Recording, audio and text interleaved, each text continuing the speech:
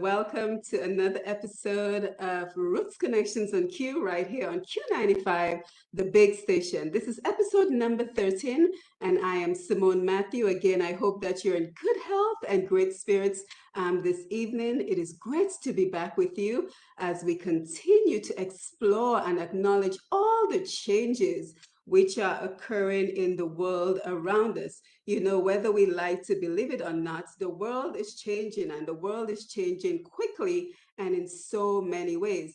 And we all need to know how to adapt to these changes. And just as importantly, we also need to know how we all can benefit and create opportunities from all these changes. So let us always keep in mind that we should not only focus on the negative side of change, because there are some positives to change as well. We have already explored a number of these topics on this program, including how education is evolving and changing, as well as how agriculture, in terms of the cannabis industry and essential oils, are also evolving and changing. And we're always happy to have our experts join us to guide us with this change. So we have started a very important journey together. So thank you for being here.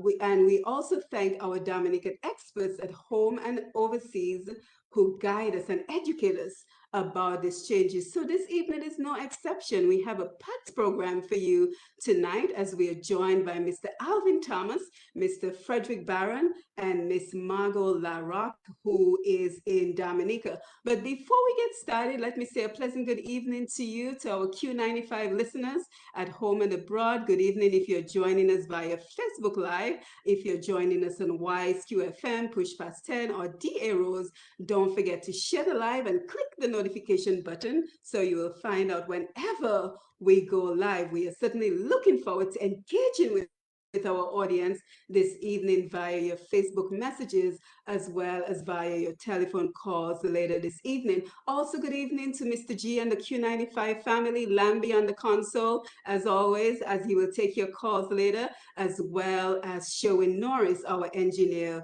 who continues to keep us connected via the various Q95 platforms. So don't forget, if you missed any episodes of our programming, you can head on over to Q95da.com anytime to view the episodes and also to listen to the podcasts of some of the programming as well. So again, we say good evening and welcome to our panel, Mr. Alvin Thomas, Frederick, and Margaux. Let me make sure we unmute your mics as you say good evening, and also try to unmute your mics on your end as well as we say a pleasant good evening to you. How are you today? Good evening, Simone, and good evening to the fellow panelists. Good evening, Simone, and good evening to the fellow panelists, sorry. And to Dominica, good night. Alvin, I think you're muted. All right. Can you hear me now? Yes. Uh-huh. Yes. All right. Good evening, Simone. Good evening, Frederick, Margaux, and Lambie. Yes. How you doing, Lambie? Good to see you, bro. Yeah. Yes, It's good excellent. to be back So again I'm on looking the forward to a program. fruitful conversation this evening. But before we forget, let us also remember to congratulate the CXC students who did their best to earn some well-deserved results. You know, I'm hearing of folks taking like 15 courses. I don't know about you guys, but back in the day, I only took about 7 courses. So I think the potential for our young people is just incredible. So as we get started with the program, we want to just jump right into the introductions. We always like to start off by first and foremost celebrating our Dominica Caribbean heritage. And so with about 5 minutes, we would like you to tell us where you're from in Dominica, the values that you learned growing up in Dominica, and any institution or person you want to commend for your upbringing and for making you the person you are today. So of course, the ladies first. Margaux, we'll go ahead and begin with you. All right, Simone. I am from Rosa Dominica. I grew up here but left right before Hurricane David after the coup. So I missed out on a lot of years being here. I was gone for about 38 years, and I have been back for 5. So I am making up for lost time.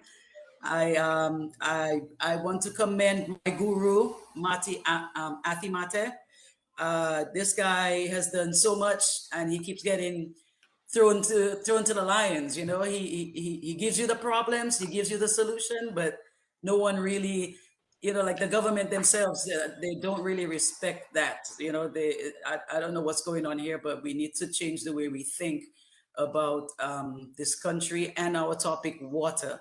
Um, I uh, I love Dominica so much, right? I've been waiting to come home for such a long time, and coming home, I see so much. It's just too many things going on that is so unnecessary. You know, look what's going on in Granby right now. It's just crazy. You know, we've got to grow up and really fast, because this world is changing in like in the blink of an eye. Anything can happen. You know, I believe, here's what I believe, Simone. The next war is going to be about water. That's the next war. And Dominica has water. Okay, we disrespect it, we take it for granted, but when the time comes, guess what? They're not going to come and ask for it kindly. They're going to come and take it.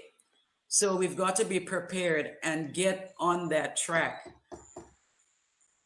So that's Yes, why I'm here, and that's what I'm doing. yes, thank you for that and for the valuable contribution you will make to the program. Frederick, Thank you. same questions? Yeah, with your permission, Simone, before I even begin, you mentioned the engineer on duty, Mr. Norris. He's celebrating 11 years of marriage, so I want to extend my congratulations to him and his wife. Um, he's such a humble guy. I remember when I did my programs, he would be there, always ready to do what he has to do and stuff. So, big up to him and all of it. All the best. Yeah. Well, with um, Tiboy Lapointe, Point Michel guy, born and bred, raised by a very young mother who taught me very um important things in life, like always try to help if you can, and never be jealous of what you see people have you because you don't know what they do for to get it. And you know, always keep in touch with your community and do what you can, and not um, because you want praises or anything, but just do it because you want to do it. So these are the guiding principles, and I always remember telling me very importantly when I was a naughty little boy going to thief mangoes and stuff. She said, "No, no, no, no, no. If you want the mangoes, ask. If they don't give you, that's all right. I'll find it somewhere else. But don't, you know." So she instilled some serious values in me, and I followed them all my life. Um, so, and I have continued to abide by her guidance and continue to share as much of me as I can, not um, for honor, but with honor. Yes, I'm pleased definitely. to be on the panel this evening to share the little that I can with everybody. And I want to sort of subscribe to what Margaux said earlier with regards to Artie. I admire that man. He's unshakable in his principles. He That's right. believes in what is right and adheres to it, even to his own detriment. I've never seen that in my life. Artie should be happily retired and put his hi Faye, good evening.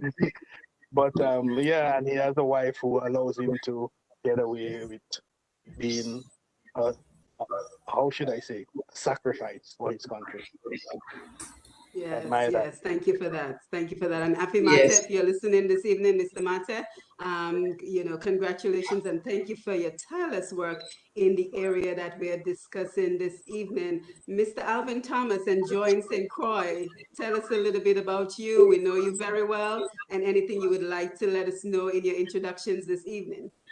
Well, thank you, Simone, and like the rest of your panel, Margaux and Frederick and Lambi on the console, let me just say thank you for inviting me again to yet another program on your program. I want to really compliment you on your program, which has been doing very well from all reports. And your work is something that is needed. We need to articulate what the problems are, but like you said earlier, to find the solutions. Well, I would want to think that, quite a few folks in Dominica is familiar with the name and the face, having been involved in a number of organizations in Dominica. And like the African proverb, which says, it takes a village to raise a child. And I will ascribe that not just to my parents, but to all of those who in some way or the other had some influence in my life growing up. Even the organizations that I was part of, like the Boys Scouts and various groups.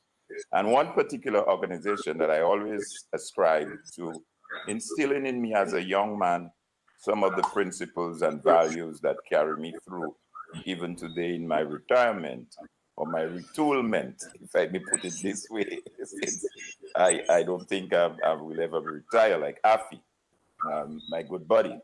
And that is the JC's organization. And our creed, we have what is referred to our JCI creed.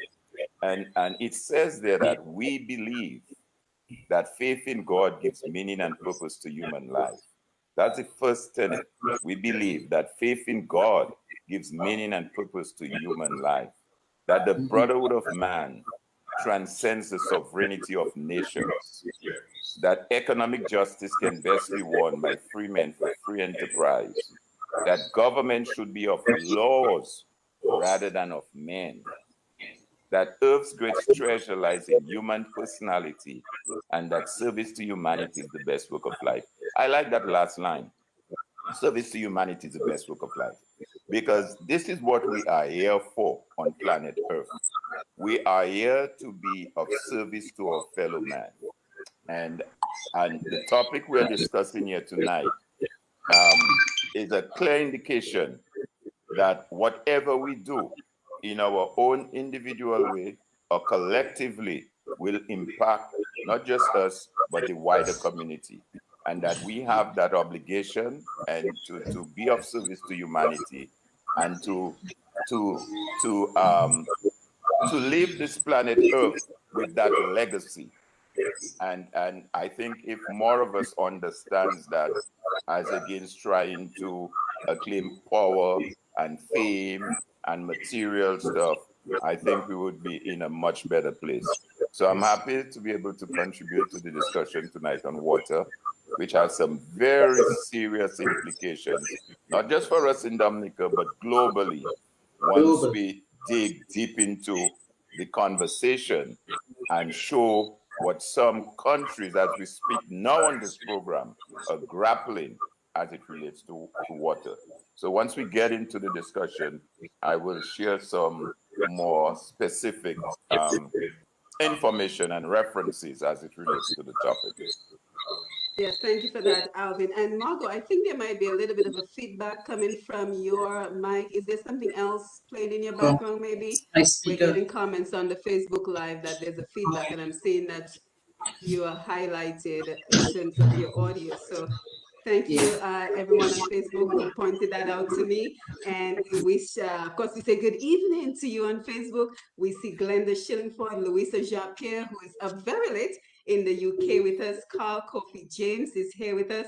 Let's see, Rosalind Sebra McLean, always great to see you. Yanni, Jennifer Fidel Johnson, Tawana Thomas, Tina Bell. So we are very happy to see everyone coming in on the Facebook Live. And Philip, we are looking forward to your contribution. So we have quite a bit to get through this evening. So let's get the ball rolling. So this evening, if you're just joining us, we're looking at water as a commodity for sale on the stock market. For the first time ever, we are seeing that water is being sold on the stock market. What does this mean? And what are the implications for Dominica as well as the rest of the world? We are already seeing that in many parts of the US, especially California, and the rest of the world are observing record-breaking droughts and unprecedented climate change, and that the country of Madagascar is now on the verge of experiencing the first climate-induced famine. So what does this mean? How does this impact the availability of water in various parts of the world, and what are the implications for Dominica and the region. So as you can see, we have a lot to cover today. So again, I want to thank everyone, the panel as well as the audience, for joining us today. So Frederick, what are we talking about here? Tell us a little bit about how the stock market works and what exactly do we mean when we say water for sale on the stock market? Well, Simone, if you were to just look at historically, right, the importance of being able to trade, because trading on the stock market or trading began long ago. In fact, as long as we, right, the, Adam and Eve was told you can have all of these fruits, and for whatever reason there was this importance on the apple, but you can't touch this one, you can trade in it, and they traded in it, and we have all to carry that sin with us. That's what we are told, or we are taught as Catholics, right? So yes, so even in those times there was importance placed on that apple, and the ability to trade on the stock exchange or anywhere is because something has a certain value and you may need it down the line. So what has happened is, and I don't know, but my reception seemed to be having little issues. So Yeah, but we can hear you, so you're yeah, fine. you can hear me. All right, good. So Yes. what has happened in the past? We traded what we call in barter, goods for goods. You know, so the fisherman would trade his fish for crops from the farmer and that kind of thing. And as things progressed, we started understanding that certain goods had a certain value, and you want to be at the forefront of being able to get them. And you consider them commodities because people need them, and the demand for them is more than the supply. So you want to capture the demand that you want. And that's where the trading commodities started. People started when gold was being used as currency. People wanted to trade in gold as much as possible, so to capture gold.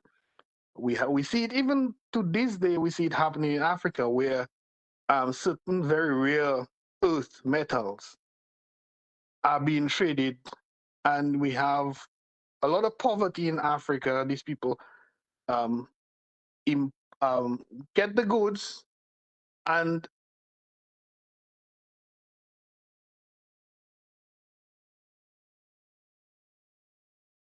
Okay, while we're waiting for Frederick to come back on, Alvin, you want to jump in? I oh what I'm not on. Oh, you're here. Okay, we can hear you. Yeah, I didn't. I don't know. My internet seemed to be giving me a little problem, but yeah. Okay, So we'll as work I with it. said, even recently I was reading an article where the U.S. in their war room needed certain materials, but it was only available in Russia, in the Soviet Union, and the U.S. arranged a system where they can get that item without the Russians knowing, without the USSR knowing, and they traded, and people made a lot of money on the side quietly. So the importance, the point I'm trying to make is that the value of commodities is what allows them to be traded on the stock exchange. Now, in the past, water wasn't much of an issue because it was always water everywhere, right? But with advances, and particularly with the changes in climate change and all these issues, water has become a commodity that is getting scarcer and scarcer. And as things happen with trading commodities, water is now, as of last year, a commodity that's being traded, but particularly in for California uses. But it's going to be globally traded. And as we go along, I'll share some of my experiences having been in the water business for a while and all of that. But allow Alvin or Margot or you to make a contribution this way. Yes, thank you for that. Margot, Alvin, you want to jump in? Yes, certainly. Well, first of all, let me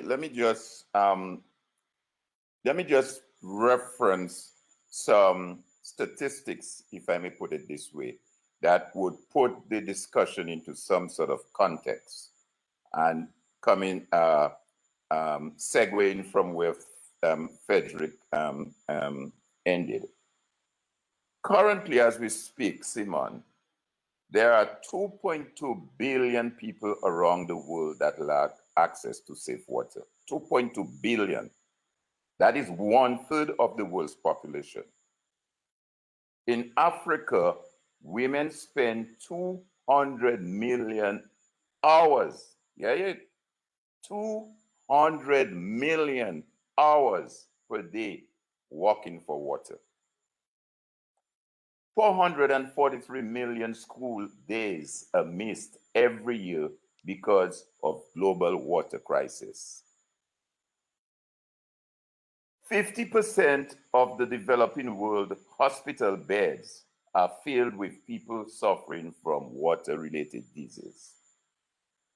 One person dies every 37 seconds from water-related illness. The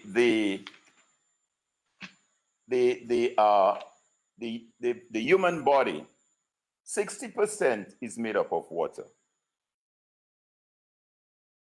Water is needed by the brain to manufacture hormones and neurotransmitters. It regulates body temperature, sort of sweating and respiration. It acts as shock absorbers for the brain and the spinal cord. I'm sharing this to show the value and importance of water. There is a document that was prepared a little over, maybe around 9-10 years ago, and it referenced China water risk. And you may say, well, why do I go all the way to China? And it's for obvious reason, because as we know, China is dominating the world right now. That's the new dominant nation that's in the world, including in Dominica. And there's a caption in that article which says, China water, why worry? A water crisis in the making. And let me just quote briefly here for you. Over the next 40 years, the world's population is predicted to grow by 40%, 90% of which is expected to be in the developing world. This growth will be accompanied by increased industrial and agricultural output, urbanization and utilization of a limited yet interdependent resource, water. A look at our historical use of water indicates that demand to fuel this growth will be substantial. The World Water Council reports that while the global population triples in the 20th century, the use of renewable water resource increased just sixfold.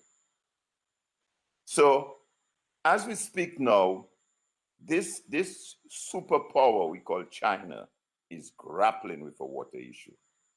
And Frederick referenced California. California had one of the longest drought a couple years ago, a year or two ago, lasted for over a year. California is the largest agricultural state in the United States and is the 5th largest economy in the world. And I guess now we understand why that water is now traded as a commodity.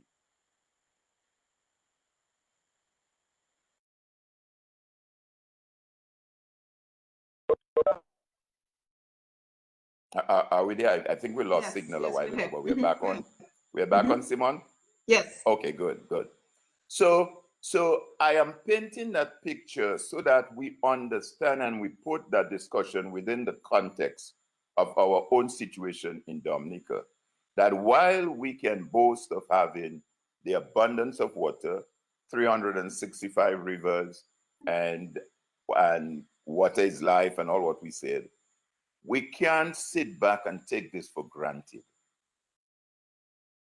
To me, I would think that water to us is what oil is to the countries that produce oil.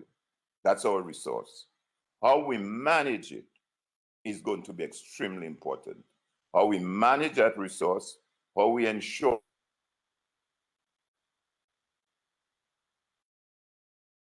You're muted, Alvin. For some reason, you went out. Yes, Margaux, let's jump over to you while Alvin comes back on.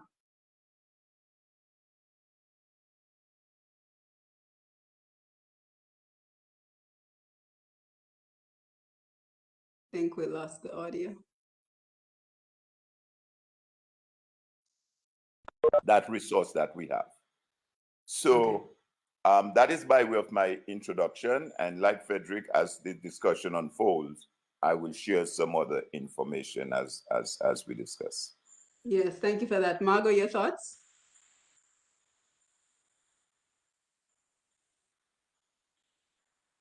I think she might be muted.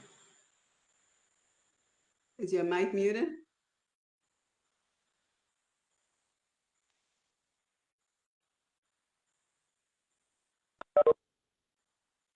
Oh, we're not hearing you.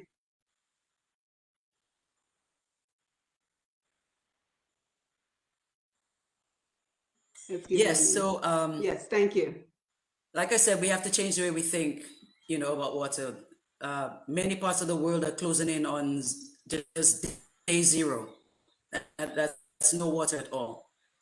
You can ask Bolivia, Tanzania, all those places, they are running out of water. Like he said, women have to walk miles, and a lot of those people are scooping up dirty water, which are killing their children. Okay, it's insane. And that's who really pays the price, is the poor communities. The rich people don't have to worry about water connections. The poor people are the ones going to pay the price. And we don't even have to go that far in the globe. We have people right here in Dominica that don't have access to water in their homes. They don't have toilets in their homes. They don't have access. They have to go to the rivers to wash their clothes, to get water for cooking, to bathe their kids and to bathe themselves. It's crazy that we have to, in a place with so many rivers, that we cannot get water to these people. And many people here are getting serious problems with the dredging that's going on in Dominica. They cannot use the rivers anymore like they used to. There's no access. The water's dirty. It's just full of silt and the sand, and everything is just going down. Every time the river comes down, it just goes down. Take a look at Rosa River, for instance. You can walk across the river and your feet will be dry. This is how messed up it is from all this dredging, taking all the stones for money, and the river is suffering. We don't replenish the watersheds enough after hurricanes. So that's why there's no flow, right? Like tomorrow we're going on a safari and we're going to Kanawi River. Kanawi River is completely dry. There is no water in it. So we're going to expose that with Munsewe, Athimate, myself, and maybe some other members of WAVE, because I don't think anyone really looks. We cross bridges and we don't look. We don't look to see what's going on. We just take it for granted. Oh, we have more rivers, we have more water, we have plenty trees. That's not so. Yeah, and I'm the really Chinese are on the rivers, the foreign companies, they're just taking, and next thing it will be the water, because it's always been a commodity, but now it's like it's real. This is real. You can't make anything without water. You need it for almost everything. we make. Yes, and I'm happy you raised So this that's point, and I think we've already raised several important points this evening. Because, for example, I grew up in Bath Estates, and I grew up in a time where we would be able to stay from the huge rocks and jump right into the water without any fear of yeah. Can you injury. hear me? And now that's just not possible. Now My that's mic's just, on. You can hear me? yes, I can hear you. Okay.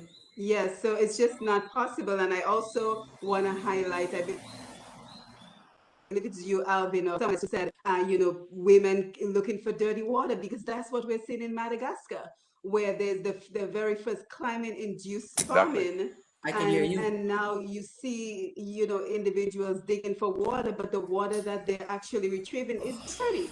So for anyone who's just joining us this evening, we're talking about water for trading on the stock market, and I think what we're seeing, as Frederick highlighted, is a simple case of supply and demand. And I think my professor from college, Thompson Fountain, will be happy I remembered a little bit of economics. But it's a case of supply and demand. So now that the supply of water is becoming scarce, right? And on top of that, we're also seeing many people reluctant to drink water from the pipe because of pollution. As a matter of fact, this evening I'm looking at the news, and Flint, Michigan, we all remember that case in point, just received a settlement of 626, I believe, $1 million for lead in the water. So here you have it. Water is scarce because of global warming, and a lot of people are reluctant to drink good water because they simply find it is too polluted. So what do you have? Demand and supply. The prices are going to increase. And now what we're seeing is that it has become a commodity for trade on the stock market. So, we have many pressing concerns. And I know with COVID-19 and everything else that's going on in the world, our interests, there's a lot competing for our attention. Water and the environment may be of far concern. We may also feel Yep. paralyzed because it feels like the solution is beyond our reach as one person in a world of billions of people. But there's a lot that we can do. And I'm hoping that by the end of the program, we will look at some actionable steps of what we can do as individuals to help to reverse and just acknowledge the fact that that is an issue, because I think a lot of times we simply haven't really grasped the severity of the program. So, Mark, back to you. Can you tell us a little bit in terms of WAVE, White Equally Advocates for Viable Simone, Environments? Yes, go ahead. I'm Frederick. just by way of the program, could those of us on the panel mute our mics when we are not talking to avoid the feedback, Yes. because Okay. it creates a feedback. So that's why I mute my mic when I'm not talking. Excellent. Yes. Yeah. So, Margot, over to you. If you can unmute your mic and just tell us a little bit about WAVE, which is the White Equal Advocates for Viable Environments. I know that you guys are at the forefront of advocacy, but just tell us a little bit about your goals, the projects that you're working on the ground, and just what are you seeing in terms of the scarcity of water in Dominica. Unmute your mic. Yeah. Which is the White Equal Advocates for Viable Environments. I know that you guys are at the forefront of advocacy, but just tell us a little bit about your goals, the projects that you're working on the ground, and just what are you seeing in terms of the scarcity of water in Dominica. Okay. Yeah, Yes, you might have a break. Simone. So we've been doing these safaris for the year, and we take other people along with us, so they can really identify with what's going on. Like I said, Moon Seria is now, they've been on quite a few of the safaris with us, so now they're really putting the pressure on because they're really a social group. So now, and they know the value of water. They see it. They see how the rivers are being raped and ravaged, and there's garbage in it. People just don't care. So this is what WAVE is about, really rivers are our main focus.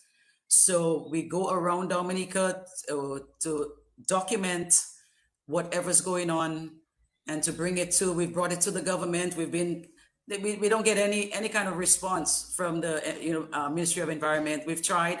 So this is what we're doing, just kind of just do what we're doing, get to UNICEF, get to the World Aid Bank, get to the people that really can help to help us get this done, because it's tragic.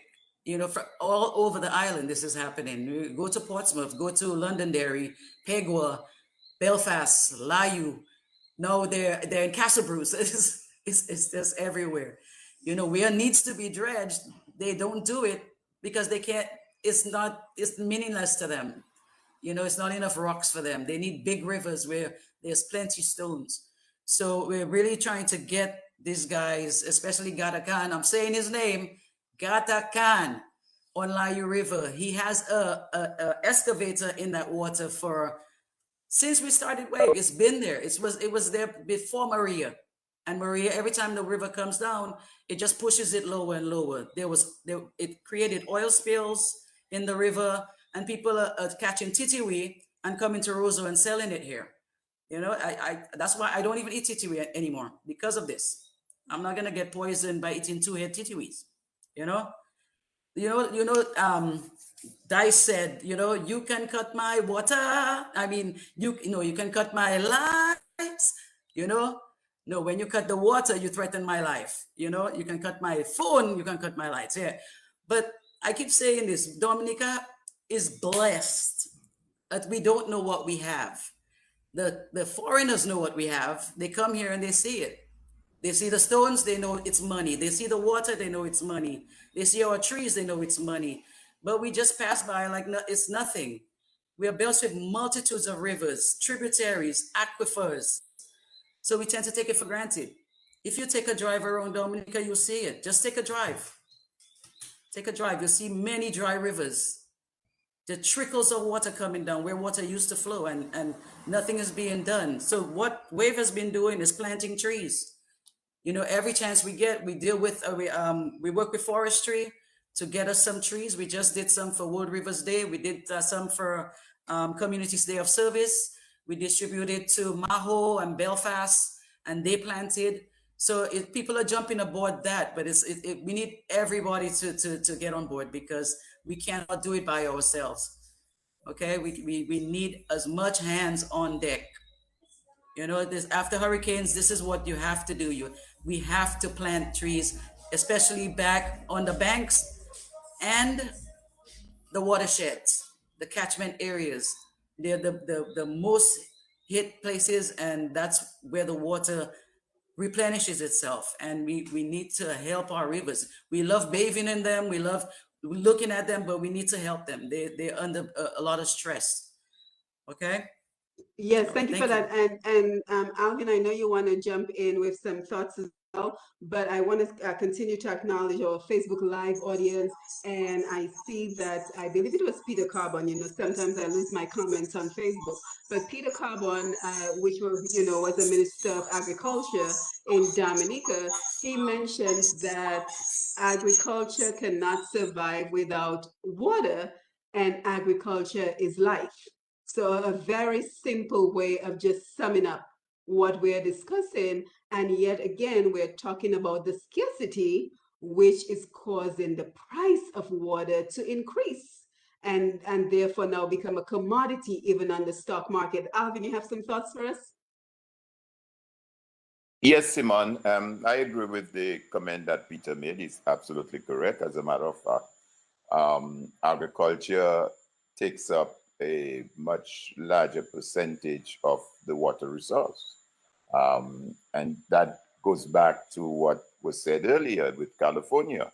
Because of the lack of water and the drought, California being one of the largest, the biggest US agriculture market, has a lot serious challenges as it relates to drought and the lack of water. But let me while I'm there compliment Margaux and WAVE for the work and the advocacy that they're doing on the island. And sometimes I'm sure they feel, how should I put it, discouraged, or the mountain is too steep to climb. But I really want to commend you guys for the work that you're doing, and the Moonsewe group that's with you also. And that's why, as I've said previously, Simon, on this show, we can't stop talking. We can't stop advocating. We can't stop. We just don't have a choice. But I think part of the problem, and Margaux made mention of Galakan, that company that's doing the dredging and all of that. I think one of the things we have to, and I'm not sure what is the correct answer to it, but there are a number of players as it relates to the whole question of conservation and water management and land use and all of that as it relates to our resource, which is water.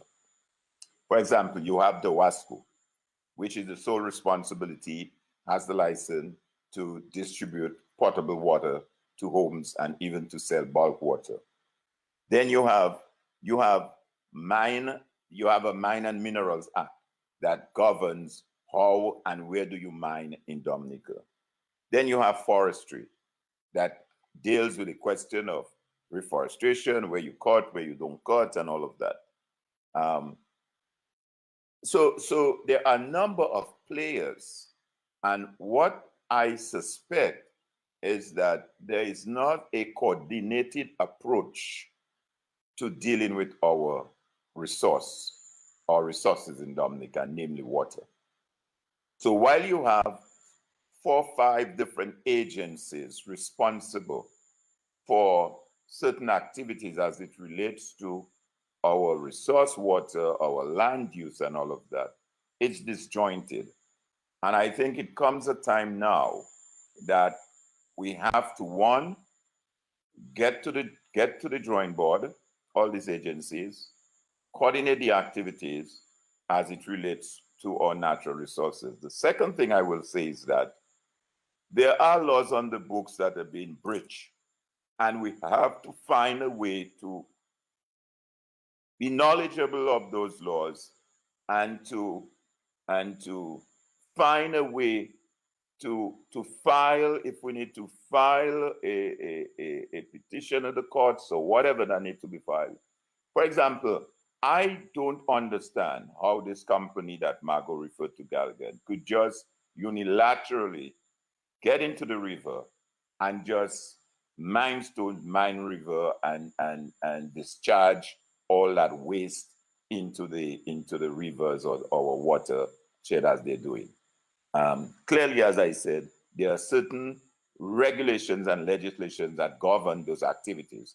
And I think we need to get to the point now where we can identify some legal minds in Dominica that can examine those respective acts and ordinances, and where there are breaches for us to, if it means we have to constantly log it to the courts, file it to the courts, let's go ahead and file it to the courts. Let's reach out to international agencies that can support us in that direction, and let's go ahead where these breaches are made, and let's file it in the courts. Because until such time we do that, I'm not sure if anyone is going to listen or take us seriously. But if we could point out, like I said, one of the tenets in my JCI creed is that governments must be of laws, not of men. That's a tenet in our JCI creed. Government must be of laws and not of men. So we got to find a way where we can challenge those individuals or those organizations or those companies when we see there is a blatant breach of the law as it relates to the protection and the destroying our natural resources. Yes, Frederick. Alvin, I would just jump in to add. Yes, we have all of these laws that you have cited, but do we have leadership that is committed to upholding those laws? And that's where the problem is. And do we have leadership that understands the importance of water? Let's take, for example, I'm sure all of you have heard of Fiji water, right? Mhm. Fiji water is a $1 billion industry in a little country that tells you that the water comes straight from an aquifer into your bottle and you can drink it. I was in the water business and I was just ready to take the Caribbean by storm. I went to a meeting in St. Martin, right? With one of the largest importers of water in St. Martin. Prior to going to that to there, I had worked with somebody and I had sent a couple of containers of water to St. Martin. And I was trying to engage one of the largest importers. And when I went to his office, he said to me, we import 14 different brands of water. And I only drank 2, but now I drink 3. And I said, which are the 2? And he showed me the 2. And I said, which is the third one? And he pulled out one Nature's Water bottle. He said, this is one of the nicest water I have drunk in my life. You understand? If this man has options, 14 or 12, 14 options, and he's choosing 2 and then 1 that he was introduced to, you understand? Our water is known to be of the purest quality, the finest quality. And I do not understand why I left a comfortable gig in Grenada to come back and work and set up a water industry in Dominica. And I'll be honest with you, there was absolutely no support from the government. In fact, when we had, I don't know if you recall, in 2013, Christmas Day, we had all of this water and mud, all Newton all over and all of that. And Suriname offered 8 container loads of water free to Dominica. And I'm like, why are you accepting water from Suriname? We have water that we can export to anywhere in the world. In fact, I had crossed a deal with Tempo to produce all of their waters for all of their 13 countries in the Caribbean. And it saddened me when I had to, I mean, it's a long story, but I had to see millions of Tempo labels burnt by the custom outside a warehouse. Because you know what? Government looks at the success of an individual, the current government, as if it's something that will affect them, when it is affecting positively all of the country. I had 12 employees. I know 7 of them were strong supporters of the Labour Party. I didn't inquire from them who they supported. They were good workers. I engaged. I was just about to double the shift so I could have 24, 12 for the day and 12 for the night. And one day I will give the full story and the details and so on. But when a government sees putting impediment in your way as something they should do when you are trying to create employment, because I didn't have to leave Grenada and come back to Dominica. I had a 6-year contract. You understand? And it hurt me to see some of these young people who were learning to operate equipment, learning what it is to bottle water and use equipment, and all labeled in Chinese, but they could use it to operate it like if it was English.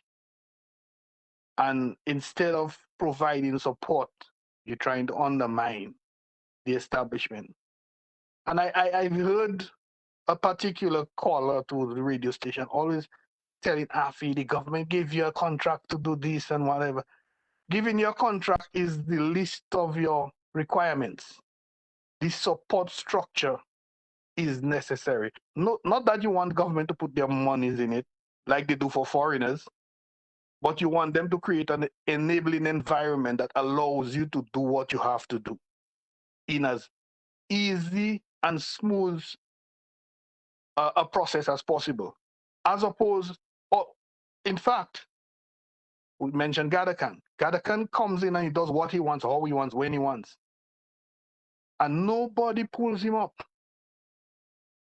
But as a patriot, you know that you may be able to do certain things, but you don't want to do it because you want to do things properly. And they do not provide the enabling environment to do it properly. So you have an option.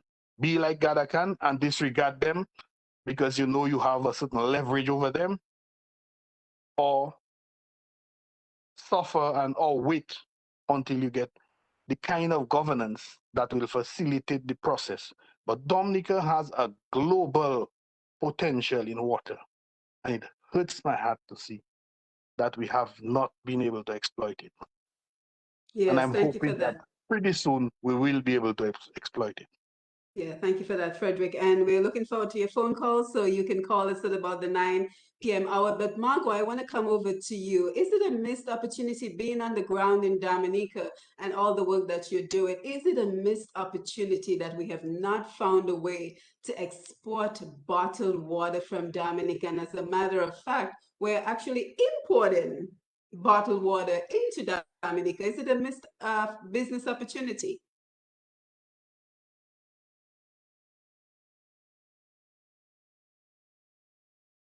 I think you're muted.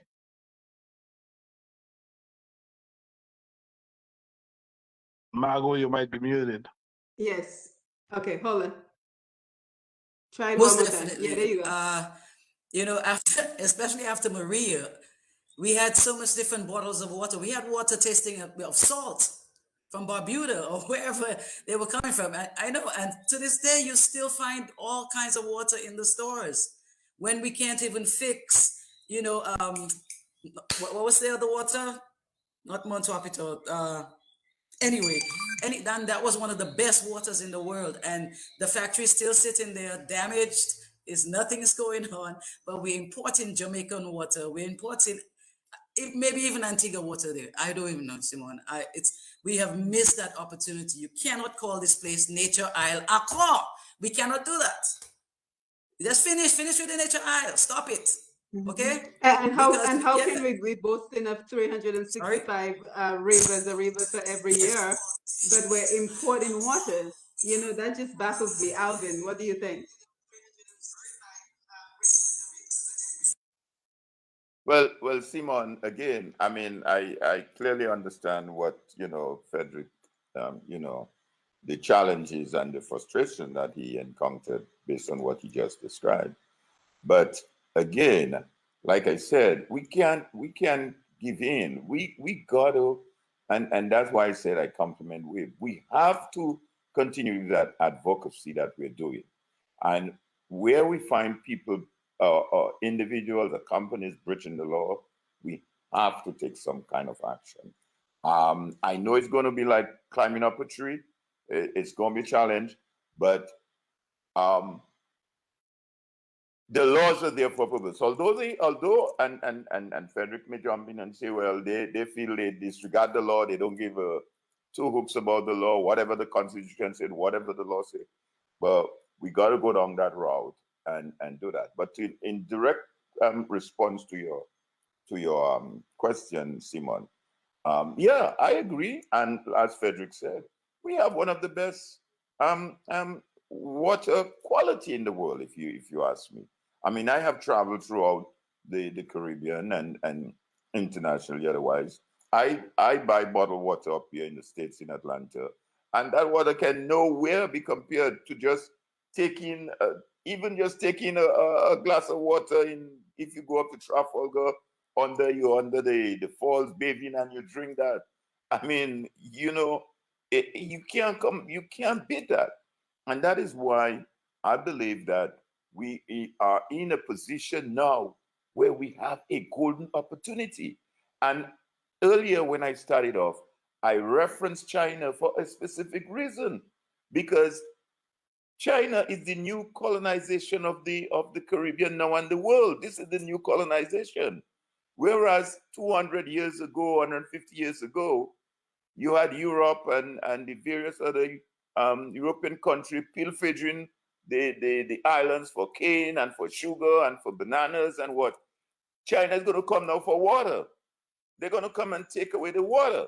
And unless we stand firm and protect that resource of ours and ensure that it is there for generations to come, we may likely lose it because it's a commodity. I am not, I mean, we see post-COVID how many things that have changed, things and practices and business approaches that we thought could never happen prior to COVID is happening after COVID. I don't put a chance where we might see what you call water stations, like you have gas stations. You have gas stations come in and filling up the tanks with gas, and people come in and fill their cars with gas. You may have water stations. China may take the water and construct water stations throughout places that don't have water, and you drive up, like you drive up to the gas station to get your gas. You drive up to a water station, you take the pump, and you fill your stuff with water. Guess what? That water is being drilled or taken out from wherever it is, placed on a tanker, and taken away to wherever it is, and take to these water stations. This is not far-fetched. So therein lies where we have to protect that resource. We got to protect it. We got to continue creating the advocacy and as I said, holding these folks fit to the fire, because you have, as I said, so many different agencies involved in the management and the conservation of our resource. This is not a matter solely with the WASCO, you know. The WASCO is just one aspect of it, as far as the management of making sure that potable water gets to the homes. But there are a number of other players in it. And Wave, again, continue what you're doing and just keep getting the support. Hats off to Afi, hats off to Munsewi, but we got to fight for that resource. We can't give in on that one. And we should not allow anyone to come in and take that resource from us. We must not. We must fight tooth and nail. And it is much bigger than the commercial aspect of it, which is again, just one aspect of it. The commercial aspect is good. We got to use that resource to our advantage. I remember the last program I was on, I think it was Mr. G. I referenced Singapore. And why do I reference Singapore?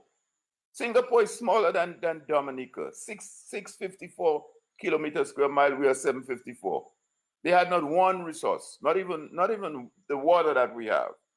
They have nothing. All they have was their human resource, their people. And that country gained its independence in 1965. And by the time they hit their 50th year as a nation in 2015, I mean, the rest is history. You don't need to ask what their GDP per capita is and all that stuff.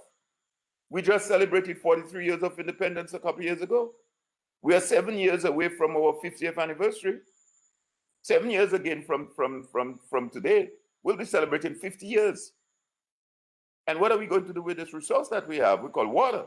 That's our goal. That's our oil.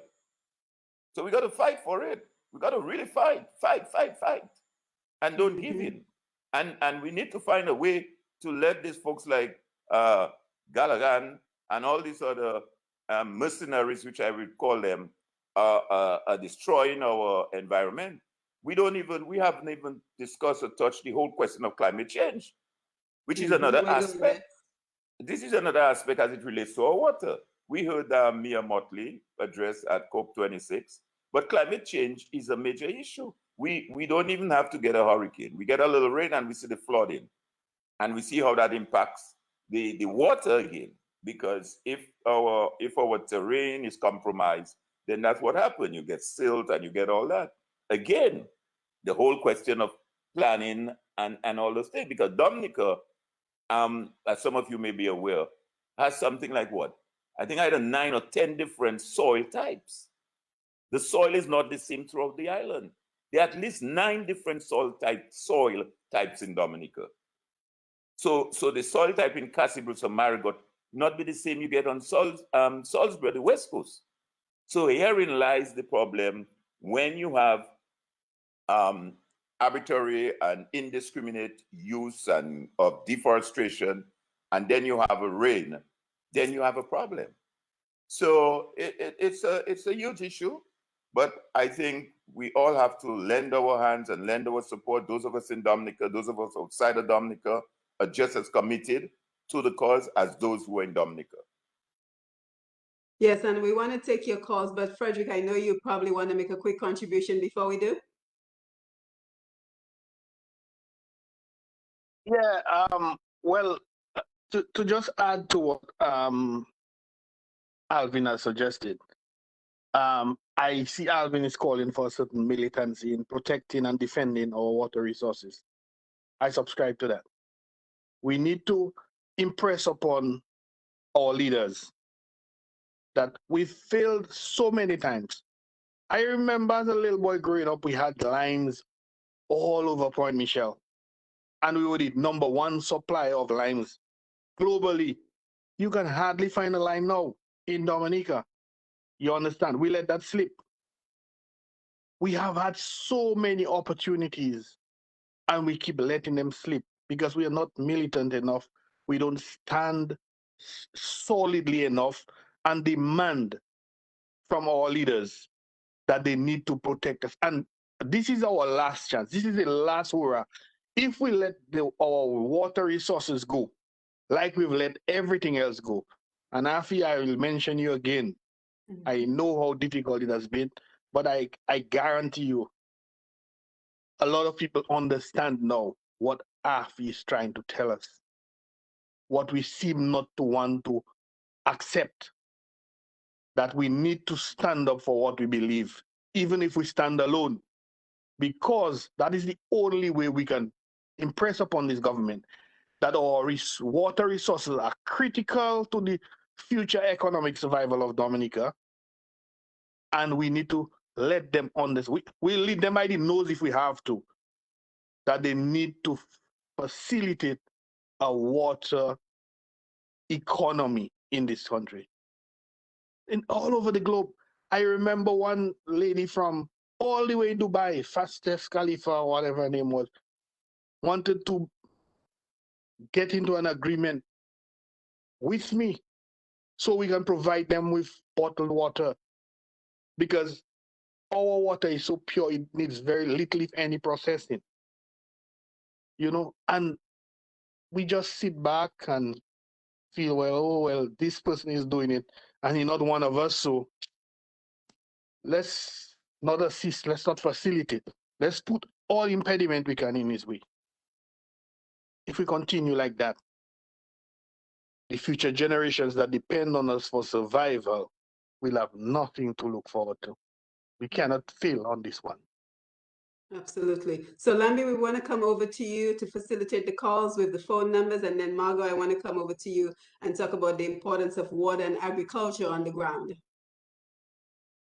Good evening. The numbers are 449-3095, 449-3096, 449-3097, 616-4257, 305-432-9624. And we already have someone on the overseas line. Caller, please go ahead if you're still there. Caller, are you there? Yes. Can you hear me? Yes, go ahead. Good. Lambi, good evening for the job you do, and to Simone and the panel. And everyone has contributed greatly to this conversation, because this is a vital information for us who continue to say we have 365 rivers. I stand and say we don't, because listening to Sister Margaux, she has put it in perspective, and I've known for years. We are losing our resources, and we as a people are not radical enough. We're not taking it seriously enough, because we suffer from labor rights and this kind of nonsense. We stuck on SOS. And may I have a minute, Simone, to say what I'm going to say? Sure. Water has been on the front line, whereas I will tell you, from I think back in 2000 or 2001, in the early 2000s, I'm not sure the exact year. There was a book written, I don't remember the man's name. I bought the book, Resource Wars. And Resource Wars has water as in that specific futuristic war that you all talk of tonight. Water has always been traded on the stock market, but it never came right out and say water because you have companies who trade on the stock market who control municipal waters around the United States and certain areas. The water system is privatized. So it's been on there. But now it has gotten to the point where it's out blatant water on the stock market because of the climate problems that we have now and the lack of what you call conservation on man's behalf. So Mr. Barron, that's his last name, he said he was. I appreciate him speaking up and saying what he says because a lot of us, when we get a chance to speak and speak out, we cover. We don't speak out boldly. And what he said a while ago, I understand exactly what he said, and it takes place every day to him and many other people. And that what that does, it stifles the country's growth, it stifles its creativity, it creates brain drain and economic drain and all these things. So we are at a stage now where we have to step up the game. And when I mean step up the game, I understand Brother Alvin said we take it to the court. That is one avenue, but that avenue is very slow. And Mr. Gattercam is not just doing what he wants with Dominica resources because he's just bad and bold. Mr. Gattercam has politicians in his back pocket.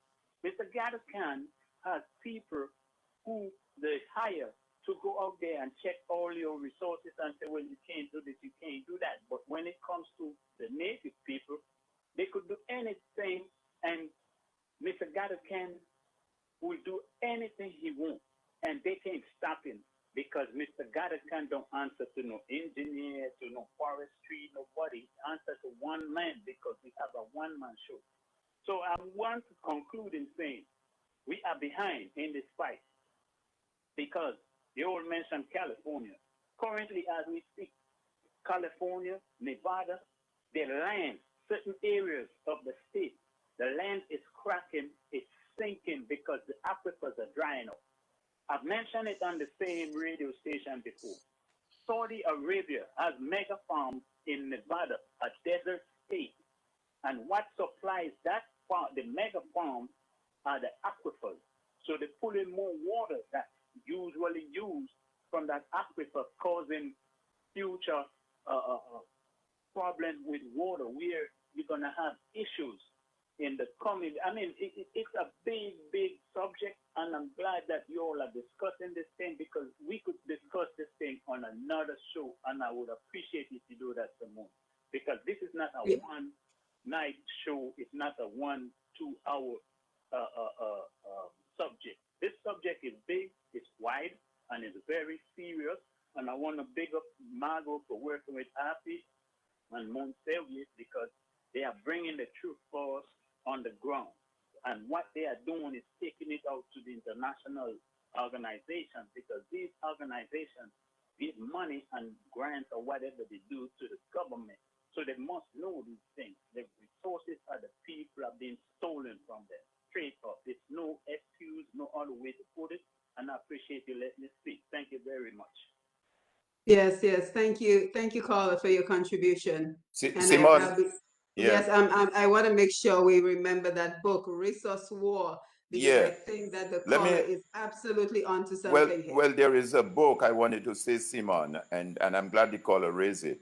There is a book called Deluge, Deluge, and it referenced specifically Dominica. It says Dominica's water surplus, Caribbean water crisis, and the global water challenge. That book was written by a Dr. Alan N. Williams. Excellent book. I would highly recommend every Dominican that's possible to get their hand, who's concerned about what we're discussing here tonight, to read that particular book. It's by Dr. Mention the name again, Alvin. It's called Deluge, DEL-UGH. And the subtitle title says Dominica's Water Surplus, Caribbean Water Crisis, and the Global Water Challenge. And it is written by Dr. Allen, Allan, N. Williams. That book has a lot of information in there. I got a copy of that. I've been reading it over, a while back now, and I always reference it off and on. But the caller is right. And you hear the title. It talks about the Caribbean water crisis and the global challenge. And it specifically referenced Dominica for the simple reason the author recognized and realized that abundance of resource that we have. Granted, it's a finite resource, like many other resources, but we are blessed with it right now in abundance. And we have to do everything that is possible to safeguard it, to protect it, and to fight for it. Because folks in other parts of the world right now are fighting for it and also are dying through lack of it. Yeah, absolutely. Lofty, did you have another call? Yes. I mean, Lambi. Yes, we do. Caller, please go ahead on the overseas line. Yes. Good evening. Good evening to your panelists. Very, very important and interesting subject tonight, I must say. I listened to some of the comments of your and suggestions to do with the water resource in Dominica from your panelists, right? And I listened carefully, and I'm understanding from the conversation here that it's very critical that we put what we have, our water resource, which is like one just said a while ago, in abundance. And then one of your panelists also expounded on the fact that it could be and might be by China try to come into, capitalize on our water resource for their commercial and their gain to China. Am I right? Am I right? Yes. Yes, we're listening. Yes. Now, I have a little different perspective to that because I've noticed lack of innovativeness in Dominica, but I've noticed extensive conversation with, intelligent people saying a lot of things, but I don't see any group of people challenging the government with a comprehensive plan as to how to commercialize the water. Everybody is running to want to protect it, yes, but nobody is running to want to put or table viable plans to develop it before orders of influence create a development plan while we sleep it. You see, that is the problem in Dominica, When the government reacts and pass on certain things, sometimes we stand back and we criticize. Yes, we feel away, we lost a part of our economy, in another islands or country's interest. But the question is, what have we done for ourselves to capitalize on the opportunities for economical momentum before other superpowers, people more powerful and more influential than us, stable plans where a government will not turn down. It is so pretty in their eyes, based on the fact that whatever level gain they get from it, they figure it's going to be substantial because it's from 0 to at least 60%. You get my point. So I think the concentration and the headline of that subject tonight, while it has to coincide with preservation, but I feel that we should come up with more of a development approach, fast and hard, before we can fight for preservation. We're preserving something we're not using. We're making noise to save something we're not developing and use and commercializing. That is the problem with us. And that is what creates conversation with the government, with the outside world. So what we always have to challenge them with before we go, because we all know they like to go that way for their corrupt practice and gain, on the do business on the outside where it's unmonitored for their personal interest. But when you challenge them and you put certain things forward, that is where you kind of put a spoke in their tracks. You understand what I'm saying, ladies and gentlemen? So I think the conversation has to take a direction where we must learn to come up with comprehensive, collective, ethical plans, put it there that can challenge any other main territory that is able to create the same influence that might gravitate a government to do business with outside other than local. I think we should concentrate on that a little more in our development in America. Thank you. Yes, thank you, Colin. Let me, Alvin, hold on, I'm coming to you guys, but I want to make sure, Margaux, you get to chime in as well. Any thoughts on the callers and the contributions they've made so far? No, think you're Simone, muted, Margaux. I want to deal with that caller specifically because it seemed like he had joined late. Because what he's saying is there are no concrete Yes, plans are Simone. presented. The last caller was he's absolutely right. And Lennon Mathieu is a part of WAVE. He is an engineer. This guy is super smart, and he keeps saying the same thing. You know, we're gonna wait for somebody else, some foreigner to come here, like everything else, like tubing, it's foreigners, and tubing on Pegua River is foreigners. Anything up there, look at Watton Waven. You know, there's mostly foreigners that have started the hot springs and stuff like that. It's just all over. We have it here, and we just don't do anything. So I agree with him that we have to take the bull by the horns.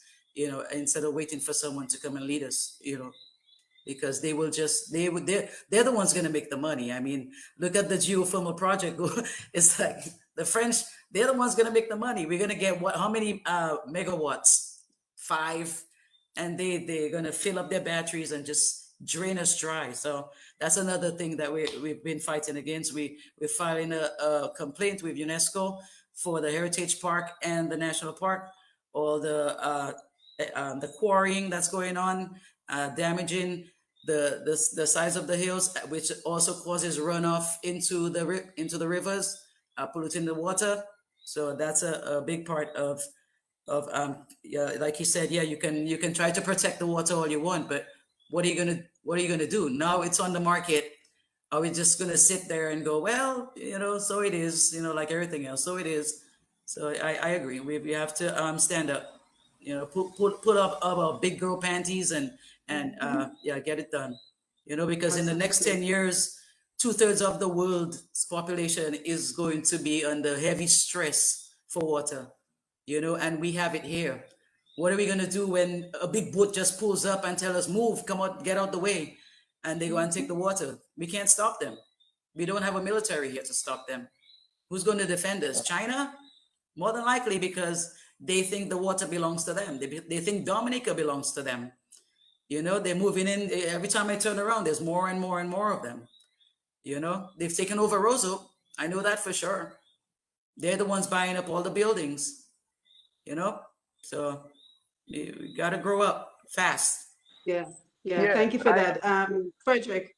Yeah, I wanted to say something with regards to the caller. It seemed he may have joined us a bit late because I think he missed out when I said that at Nature's Water we had already 12 and I was going to go into 20.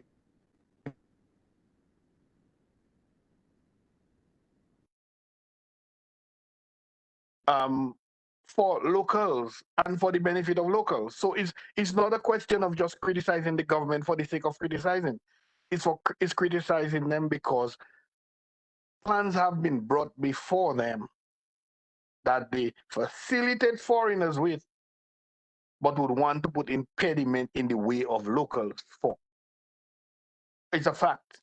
It's not some figment of my imagination. You understand? Because I lived it.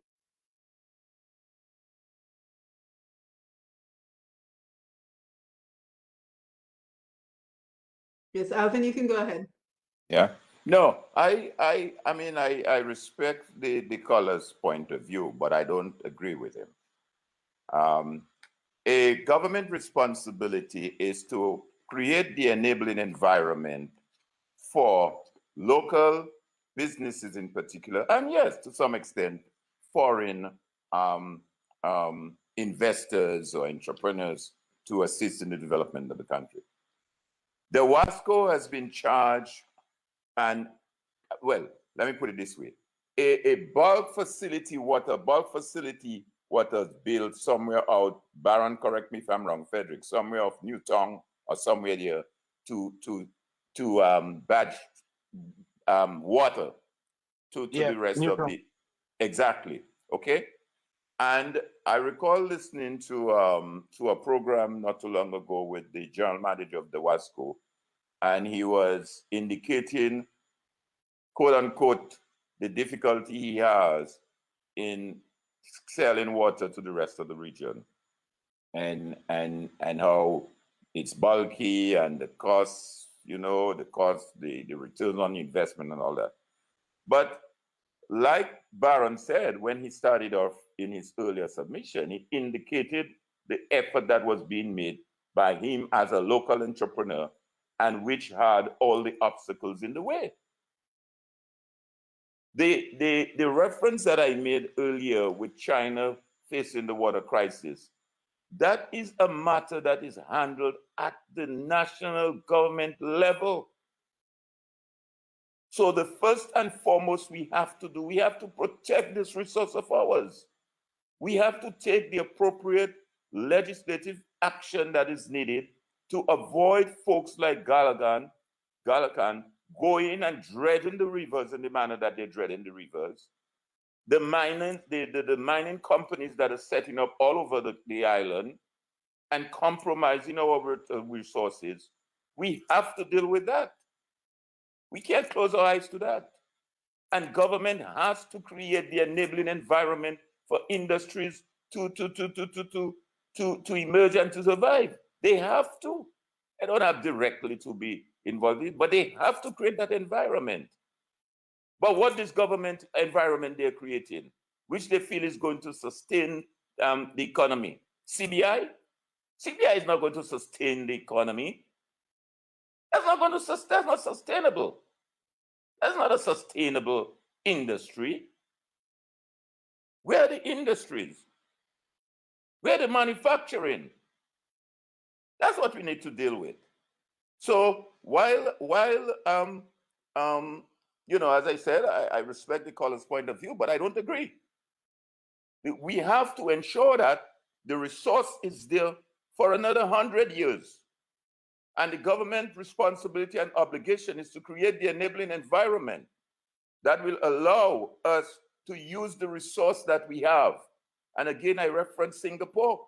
Singapore had no resource, but guess what? You had visionary leader in the person of Louis Cancun. And he used his human resource that he have. And today Singapore is a model for the rest of the world. Even leaders in America all over sits with the former Prime Minister of Singapore and tap into his brain. How did you do that? How did you make it happen? So again, I'm saying that we can do it. We got to have a vision. And maybe as of now, we got to start, as I said, thinking of Vision 2028. Vision 2028, that is going to take us into our 50th anniversary as an independence. It's a short space of time, but let's have a 7-year vision plan for Dominica, where we want to see our resources are being properly managed, our resources are properly used, and there is what is called serious production and activities taking place in Dominica. Yes, and I believe we have a caller. Yes, the call on the line, please go ahead. Good night to you. Good night to those in studio. Good night to those who making their contribution via telephone. But I want to recognize my former boss, Frederick Baron, who runs Nature Water, and I want to tell him thanks so much. Water is life, and Dominica Gold is water. So we expect to see we are exporting water out of Dominica. 365 rivers in the Commonwealth of Dominica, but yet we are importing water. I personally don't go to business places and purchase imported water. I only support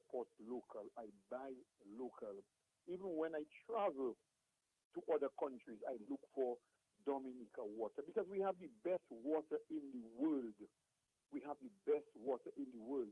When Mr. Barron was running Nature's Water was best in price and best in quality. We had beat the market in Dominica. We were on top there.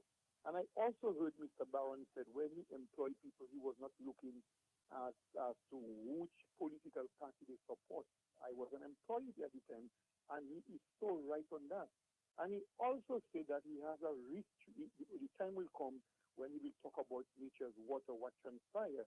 And I hope and pray that the good Lord gives me long life for me to hear and add my 2 pence to see, because I understand what Nature's Water meant to Frederick Barron and where Nature's Water was going to. So I want to urge Dominicans to support local. I want to urge us to continue to tell our government, let us do the right thing by exporting out our water. This is our goal that we have, The goal that we have is fertile soil and water. So we have to utilize it. Thank you so very much for this this type of program and information and education, and may the good God continue to bless, guide, and protect. Frederick Barron, I pray God's blessing on you and your entire family. Thanks for service rendered to people and the country. Yes, thank you for that, caller. And I just want to make sure that we get to the broader picture, because I think we have to look at this all that we're discussing. The scarcity of water, pollution of water, the value of water has now increased substantially in the broader context of climate change, the warming of our world. But for anyone who's just joining us, you're listening to Roots Connections on Q. I am Simone Mathieu, and today we are joined by Mr. Alvin Thomas, Miss Margaux LaRocque, and Mr. Frederick Barron, and we're discussing the fact that for the first time ever, water is now a commodity for sale on the stock market, because it has simply become scarce because of pollution, and it's simply a case of supply and demand. We're having scarcity, and so we're seeing the value of water increasing. So are there missed opportunities for Dominica? What should we be doing differently? Is there an enabling environment to ensure that we can commercialize and capitalize on the sale of water? And I think we have another phone call coming in.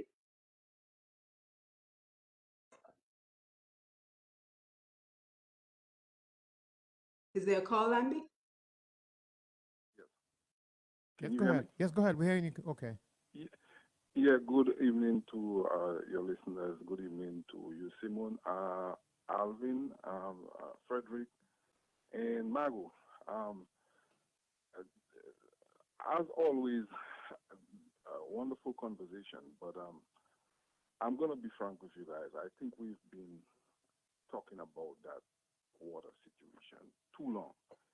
And in looking at that resource, there has to be a political aspect, an economic aspect, and a social aspect when we look at the water problem. A few days ago, I saw a video of the former Prime Minister, Patrick John, while he was talking in his young days, talking about independence for Dominica. And one of the first things he mentioned was the abundance of water resource we have in Dominica. And as a kid who was born after 1978, I'm begged to ask the question, why after 43 years we have not realized the full potential of our water resource in terms of generating a sustainable revenue for our country in the face of global warming, in the face of water shortage, in the face of the high demand of potable and bottled water. I have to ask myself that question. Alvin said something I really like to agree with, and I have said before that one of our issues as a society where the social problem, I think when there are laws created on the books to govern, even if it's forestry, even if it's the environment and the several ministries, I think our people have been too passive, expecting that the responsibility for upholding these laws, maintaining these systems, is the responsibility of the government. And I think that is one of our biggest problems we face in Dominica, why we keep going in a cycle over and over again. Because there's so much great dependence on decision-making by the government, and there's not enough involvement of private citizens and the private sector understanding that the laws of the country was not made for the government only. The laws of the country was made for the people. So in the preservation of the rivers, as Alvin said, if we have people like Gadagan, who, by the way, is a private sector entity dealing with our government, then he has to work underneath the laws. There are laws in the book that governs the environment. There are people who are bounded by their laws and an oath to protect those systems and protect those resources. And as citizens, as an organization, as we, our responsibility is to ensure that these laws work as they are entitled, they are supposed to. Without people putting pressure on the government who works for them to make the systems and the laws work, we are getting nowhere. And we keep spinning that top because for some reason, I think we have in our head after 43 years that the responsibility, every decision comes from the government. And I think that is where because we have been failed over and over and over again. And today we have a government that is even worse than the ones we've had before in terms of dealing with our water resource, who are hell bent on using every resource Dominica has to subjugate its people.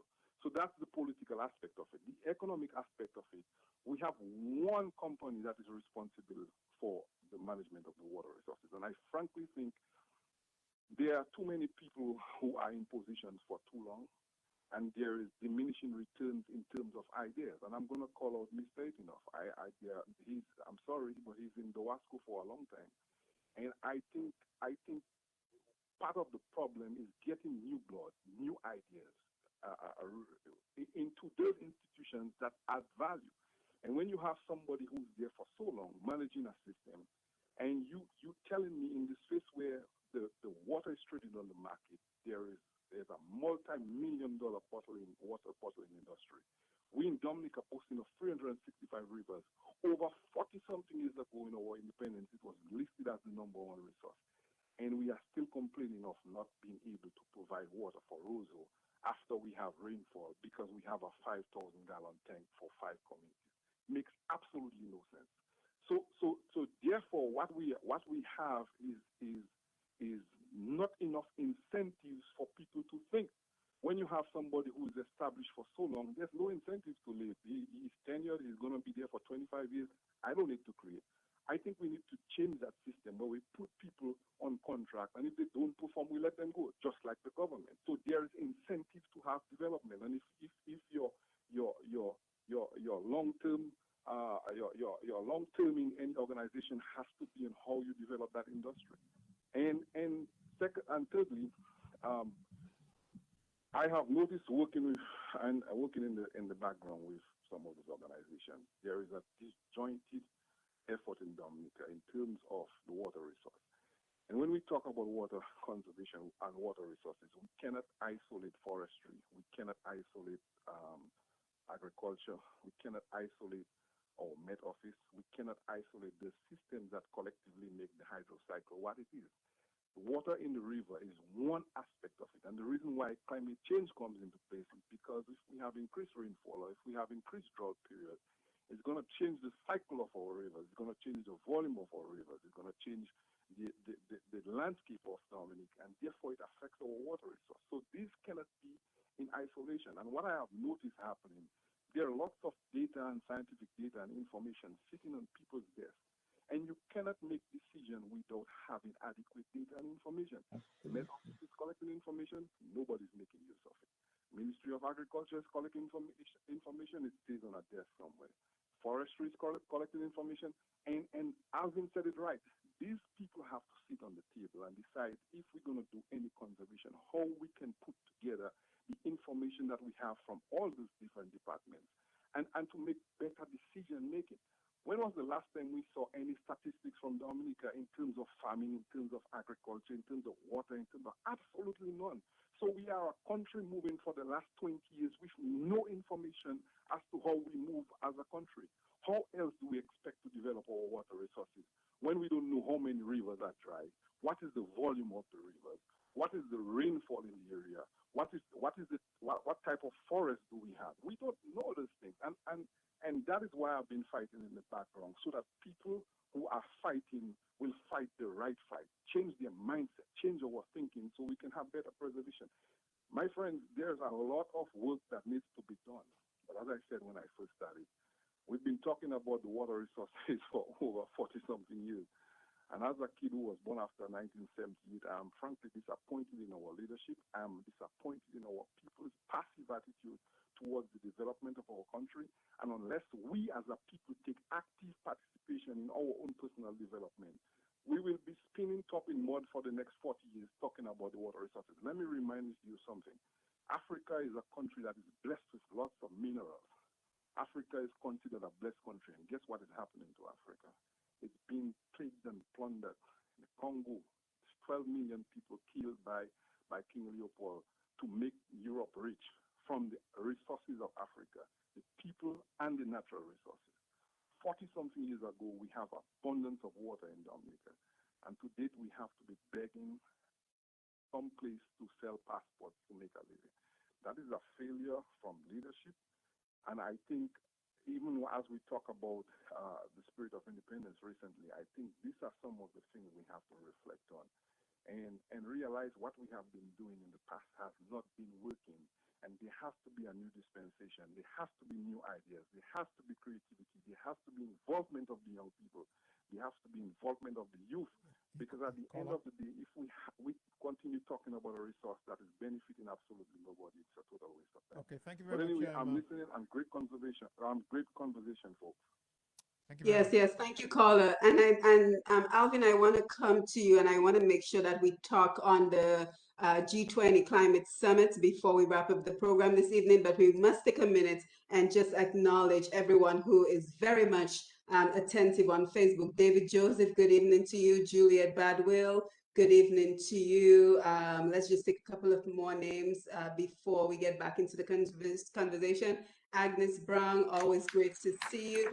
Let's see who else we have joining us on the Facebook Live. Christopher Amry, nice to see you. Father Elvio, great to see you on board. Louisa Jean-Pierre, it is a great shame that the water plant has not been repaired and water is being imported. Ashanta Alexander, great to see you. Ryan Anselm, Aline Hill, all wonderful to see you. Neto Amin Trading, my cousin, always great to see you. Anthony Simon, my mom, Medina House, great to have you on board. Marshall Huff, great to jump in with some thoughts, but let us make sure that we're also touching on Glasgow because this is a very important climate summit. And just what can we expect out of this summit? Because this has been the 26th summit. Are we making progress? Are we getting anywhere with these summits? You want me to jump in, Simone? Yes, please. Yeah. Let me just reference a quick information there. And that's in reference earlier when I made reference to the China water crisis, that document. 11 of the world's largest semiconductor factories are in the Asia Pacific region, including China, where water quality risks are especially severe. Semiconductor firms, for example, require vast amount of ultra-clean water. Intel and Texas Instruments alone use 11 billion gallons of water to make silicon chips in 2007. 11 billion gallons of water. The seventh largest. And the caller alluded to it earlier. Is it only passports we can sell? I mean, if we have that water resource, can we have our people making semiconductors, some factory making semiconductors in Dominica where we have a water resource and manage our resource properly? This is what the visionary leadership is all about. But you ask about the CO26 summit. The World Bank issued a report, I think it was sometime last year they issued it, post-COVID, on Dominica's economy. I think it's dated December 2020. And the introduction of the report reads, Dominica's economy contracted by 10% in 2020 following COVID. Induced shocks and the sudden stop in tourism. Poverty is expected to have increased due to the decline in economic activity. Fiscal pressures remain acute, highlighting the need for fiscal consolidation and increased fiscal resilience, a word that they use quite a bit. Risk of debt distress remains high. As the pandemic subsides, medium-term growth prospect appears favorable as Dominica begins its transition to a more climate and disaster resilient economy. The CO26 spoke about the climate change and its impact on the world. And I'm sure most of us here may have seen the address that Mia Mottley, the Prime Minister of Barbados, delivered at that conference. And the question begs us now, to what extent that some of the concerns that the Prime Minister of Barbados raised, and in particular us in Dominica, what measures are we taking? Because we claim that we want to be a climate and disaster resilient economy. The first climate, how did we say, the first climate resilient economy in the world or something to that effect? All of that touches on how well we manage our resources as a people. And certainly climate change is something that is going to be there. It's not going nowhere. It's not a hoax, as some leaders think it is. I mean, we have direct experience of that. We saw the last several hurricanes and the severity of the hurricanes that we've had over the last couple of years. So clearly it is something that's not going to go away. We see the weather pattern. We see we get a little freak storm and the entire Roseau and all the other areas, the whole areas has been flooded. So it's a serious problem. It's something that requires some serious thought, and it certainly bears on our resources, and in particular our water resource. One of the first things that you find when there is a disaster, whether it's a volcano or hurricane or storm or whatever, water. Water is the first commodity you find people are trying to get to send to the disaster area. Whether it's in Haiti, whether it's in St. Vincent, whatever, we'll send water. And we have it. Granted, as Margaux rightly pointed out, and Afi has pointed out, Weave has pointed out, some of our rivers have been compromised. There's absolutely no doubt about that. But I still believe that God has blessed us. God has blessed us because of our terrain, because of the topography of our country, that we still are able to boast of having that resource there. If only we do the right things and take the right decisions and make the right action. And that is why I can't help but insist on the advocacy. Like the last caller said, the laws are there. It will be a frustrating and a frustrating exercise, but we have to ensure that those laws are respected and they are observed, and we have to continue and push and push and push for that. But clearly, climate change is going to be a major issue, not just for us in small island developing states, but the rest of the world. But guess what? We'll get the brunt of it. Like they say, when Europe and America sneezes, we catch the flu. Mm-hmm. Yeah, and it certainly seems an injustice because a lot of the industrial world is creating the pollution, and we, the poorer nations, are bearing the brunt of the cost in terms Exactly. of the more intense hurricanes, the flooding, the scarcity of water. So, Margaux, I want to come over to you for your thoughts. And as we get ready to wind down the program, just some ways that we as individuals, families, what can we do? How can we conserve water so that we are making better use of our water? And your final thoughts as we get ready to wind down the program. You may be muted.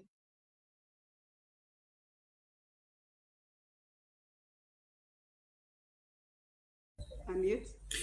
All right, Simone. Yeah, I made a list today. There's simple things. Taking a shorter shower. Yeah. All right, Simone. Yeah. Hold on. Yes, go ahead. Yeah. Shorter showers. Changing the shower heads for a low. There's low flow shower heads you can buy. Low flow toilet aerators you can buy. Fix any leaks immediately when you see a leak. These drips lead up to a lot of water. If you look, in just a day, if you figure out you collect a gallon out of a drip, think of the entire year that drip has just been going and going. You know what I'm saying?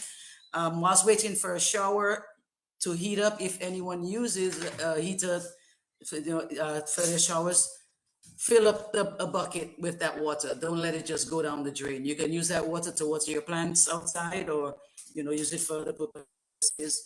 Collect rainwater. A lot of Dominicans do that. Everyone has a barrel outside their home, and they collect water for emergencies. And for their plants.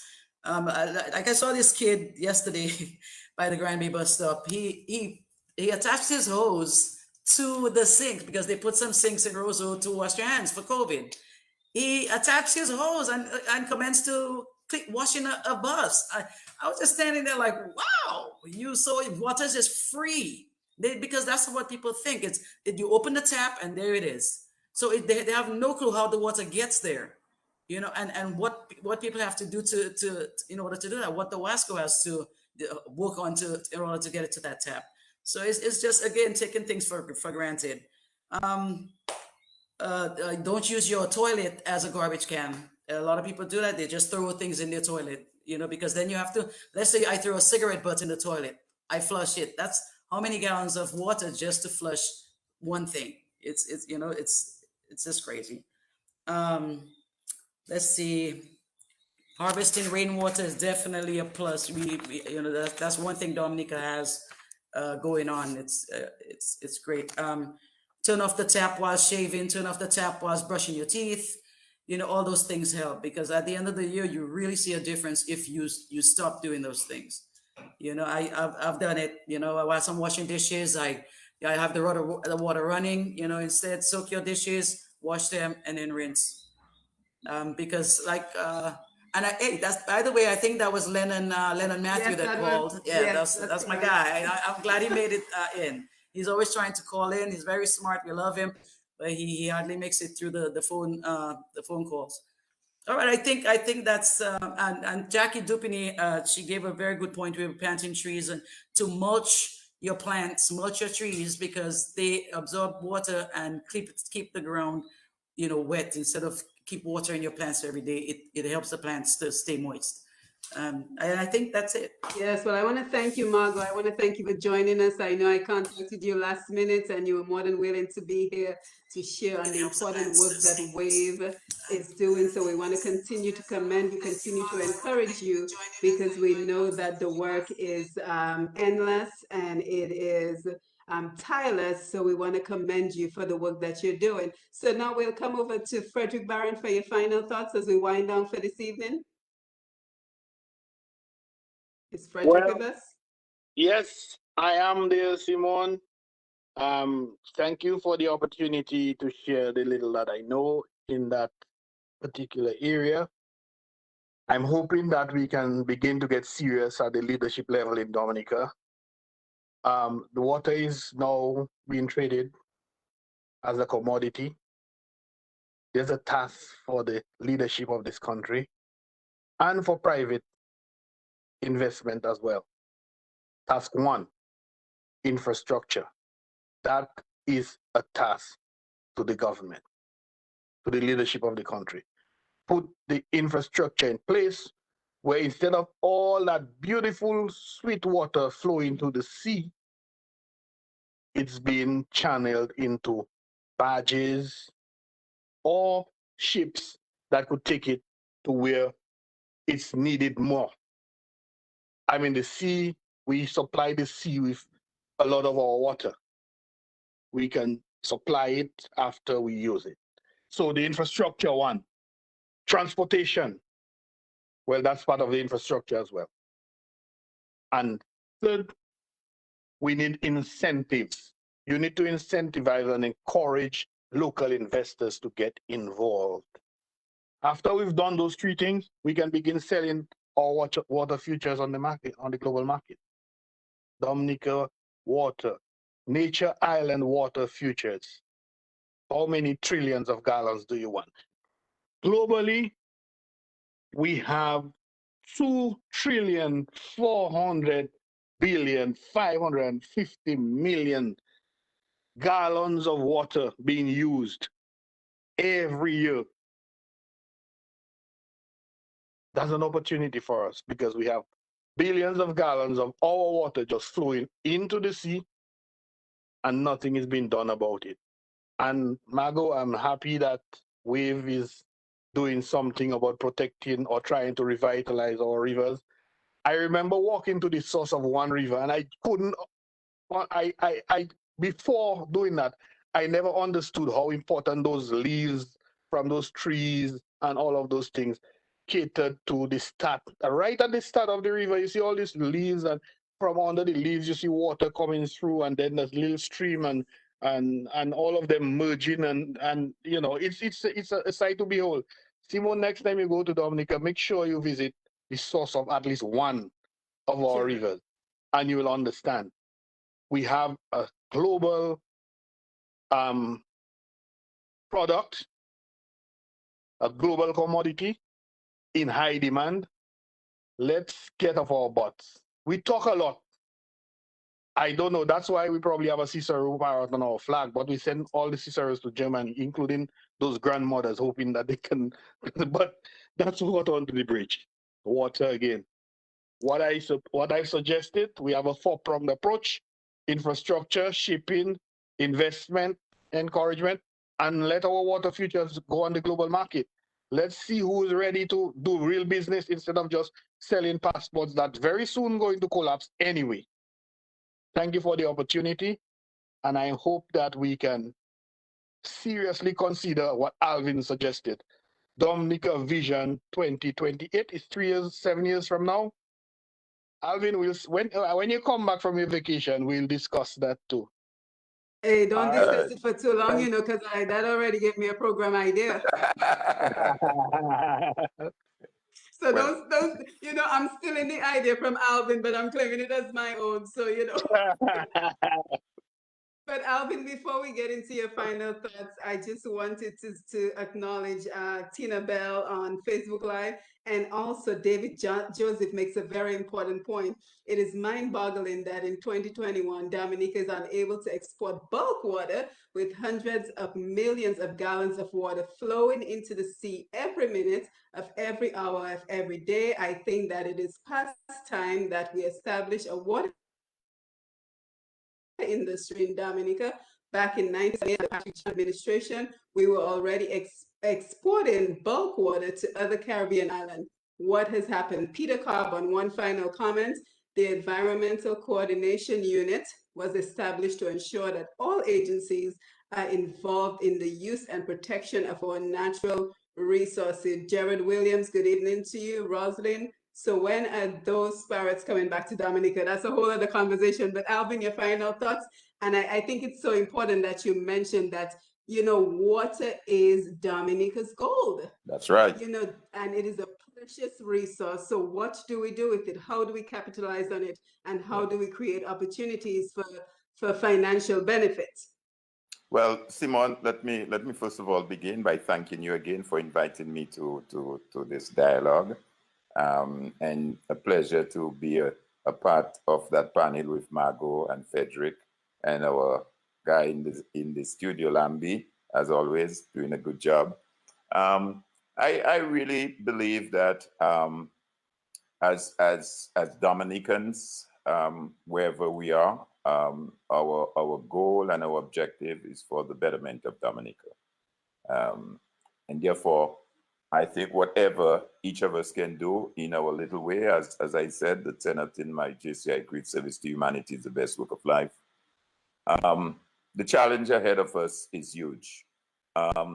Water underpins every aspect of society, and even for us as individuals. As I pointed out, 60% of the human body is made up of water. So we can't live without water. We may be able to live a week or two without food, but water is so essential, and so it is for life. So it is for production, for country, for business, for government, community, you name it. And I would hope that as we continue to discuss and examine those issues, that there would be the need for bringing all the parties together. I think too often we've been talking as cross purposes.